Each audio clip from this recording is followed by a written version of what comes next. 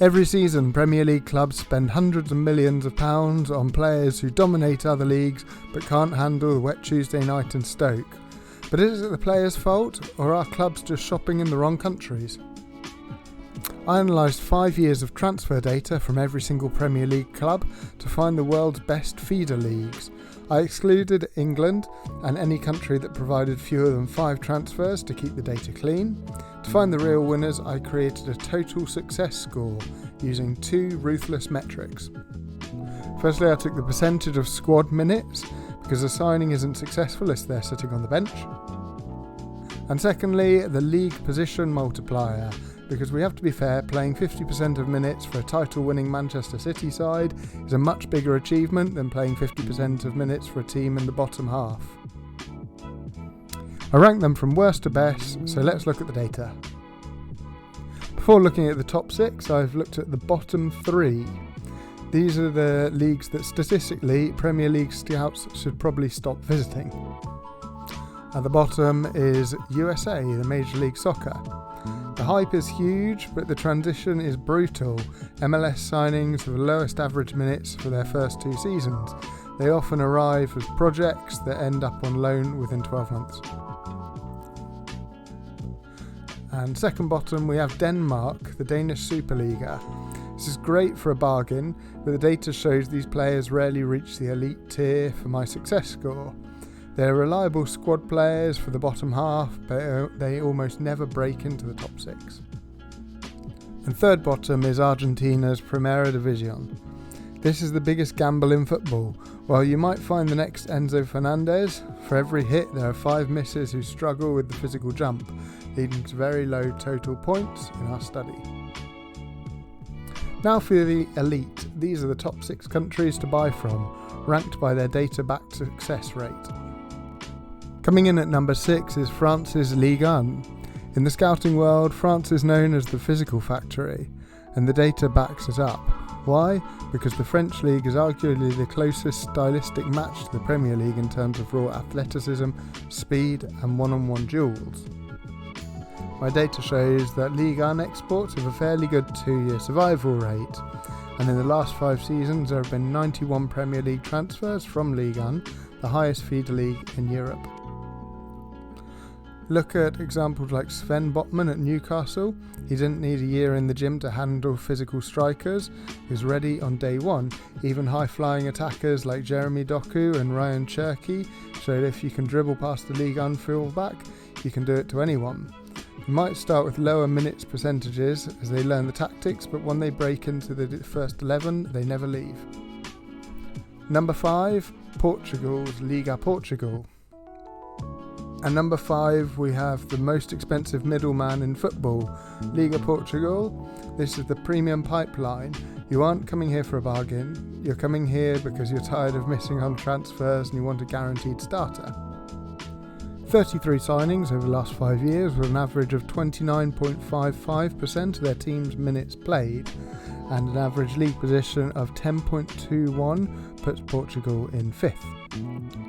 Signings from Porto, Benfica and Sporting have a remarkably high Season 1 minute percentage, whilst German league players take 6 months to adapt. Portuguese exports like Luis Diaz or Bruno Fernandes often walk off the plane and straight into the starting lineup. Number 4, Germany. Number 4 is the Bundesliga. This is the league for managers who want to play at 100 miles an hour, because the German game is so focused on heavy metal, football and quick transitions. These players arrive in England with an elite engine. 62 signings with a 33.72% of all games played in year 1 and an average position of 10.74. You have the obvious monsters like Erling Haaland who broke the scale, but look at Mickey van der Ven at Spurs and Josko Gvardiol at City. These aren't just defenders, they're elite athletes who can recovery sprint at 35 km per hour. If a team plays a high line, the data says you must shop in Germany. Number 3 is Italy. The bronze medal goes to Italy's Serie, the surprise package of the last 5 years. For a long time, fans have thought Italian football was too slow for the Premier League. The data proves that was a massive oversight. The Italian League provided 67 signings, of which the average plays 32.48% of minutes in 1 year, which is slightly below Germany, but the average position is 10.34, which is slightly higher than Germany's 10.74. Look at the impact of Vicario or Christian Romero. They didn't just join the squad, they transformed the way teams organise their defence. Even Kulusevski, who was a squad player at Juventus, became an indispensable 90-minute player in London. If you want a player who understands the assignment from the first whistle, Italy is the place. Number 2, Spain. Coming in at number 2 is the gold standard for technical security, La Liga. If you're a top 4 club with a trophy ambition, this is your supermarket. Transfers from Spain played on average 31.95% of their team's minutes, but their average position in the league was 9.9, which is the best out of all the top 6. Rodri is the ultimate example, the heartbeat of the best team in the world, but look at Martin Odegaard or Alexander Isak. These players don't just play, they dominate the tempo of the game. And number 1, the Netherlands. The undisputed champion, the league that keeps getting called a scam despite providing the best results year after year. We've all heard the term Eredivisie tax, the idea that scoring 20 goals in Holland means nothing in England, but our spreadsheet tells a different story. That view is often skewed by high-priced players like Antony, who didn't cut it in the Premier League. In the last 5 years, there are 22 signings from the Eredivisie, and they average 36.95% of the minutes, and an average position of 10.55. Whilst players from the Spanish League played at higher ranking clubs, players signed from the Netherlands played a lot more.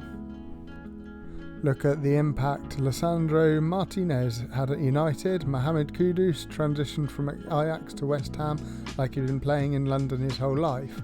And then there are hidden gems like Joel Veltman, signed for pennies but plays nearly every single minute for a top half Brighton side. If you want value for money in world football and a player who is statistically guaranteed to adapt faster than anyone else, then you should probably go to the Netherlands. And that's the list. What do you think? Which league do you think is the biggest scam? Let me know in the comments, and don't forget to like, share and subscribe for more data-driven football videos.